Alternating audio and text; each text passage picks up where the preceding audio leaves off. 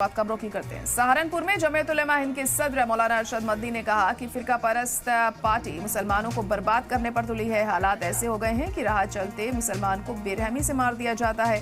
Communal ताकतों ने भारत को नफरत की आग में झोंक दिया है। मुल्क की बदकिस्मती है कि जिनके आबाओ अजदाद ने अंग्रेजों के खिलाफ जंग की, उन्हीं की औलाद को देशद्रोही कहा जा रहा है। तो मुल्क के हालात पर मौलाना अरशद मदनी का बयान सामने आया है। मुल्क में मुसलमानों के हालात तशवीशनाक हैं। इससे पहले भी इस तरह की बयानबाजी मदनी कर चुके हैं। साथ ही उनका कहना है मुल्क को नफरत की आग में झोंका जा रहा है। फिरका परस्त पार्टियां मुसलमान को बर्बाद करना चाहती।